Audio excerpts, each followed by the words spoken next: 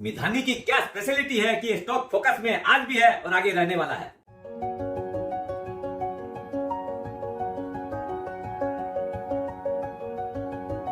सुप्रभात दोस्तों, आप सभी का एसके फिनोवेट में स्वागत है।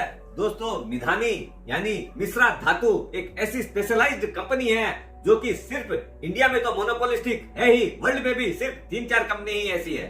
अभी ये स्टॉक इतना फोकस में क्यों है और आगे क्यों रहने वाला है, कंपनी फोकस में क्यों है, उसके कई रीजन है। उसमें से मैं आपको 2-3 विशेष रीजन बता रहा हूँ। पहला है आपका चंद्रायन जब लैंडिंग हुई थी उसके बहुत सारे क्रिटिकल पार्ट जो है वो इसी कंपनी ने प्रोवाइड किए हैं। दूसरा है jet engine deal with GE health care. Midhani जो है अभी रेलवे के एक्सेल पार्ट सप्लाई करने के अंदर भी उसको एक बहुत बड़ा ऑर्डर मिला है 1000 एक्सेल का, वो भी इनको 2 या 3 महीना में सप्लाई देनी है। डिफेंस के अंदर भी बहुत बड़ा योगदान कर रही है। एटॉमिक एनर्जी के अंदर भी इसको ऑर्डर मिल रहे हैं। एक्सपोर्ट जहाँ पर कंपनी का सिर्फ 20-25 करोड़ था, वहाँ पर ये सेकंड क्वार्टर तक ही ऑलरेडी इन्होंने 100 करोड़ से ऊपर का ऑर्डर ऑलरेडी सप्लाई कर चुका है।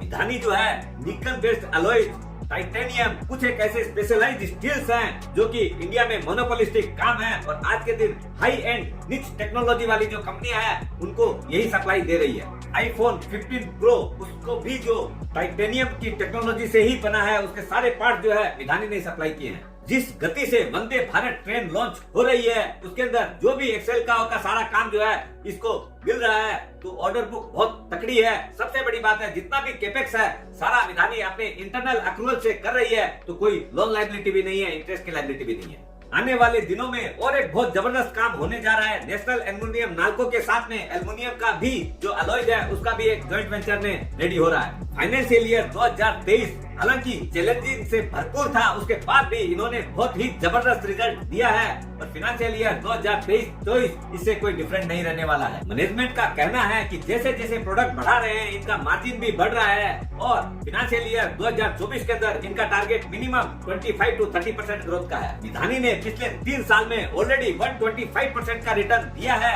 ये तो कुछ भी नहीं है, आने वाले दिनों में हो सकता है ये स्टॉक 3 साल के अंदर और हो सकता है डबल 3 गुना भी हो सकता है। प्रमोटर क्योंकि गवर्नमेंट ऑफ इंडिया है, ऐसे भी सॉलिडिटी है ही। Already they are holding 74% of equity. F22 और DI दोनों ने क्वार्टर ऑन क्वार्टर अपनी होल्डिंग बढ़ा रहे हैं। They are holding more than 14% of the equity. Balance जो 10-12% है वही रिटेल में है, उसके अंदर भी ज्यादातर इक्विटी PMS और वगैरह दबा के बैठे हुए हैं।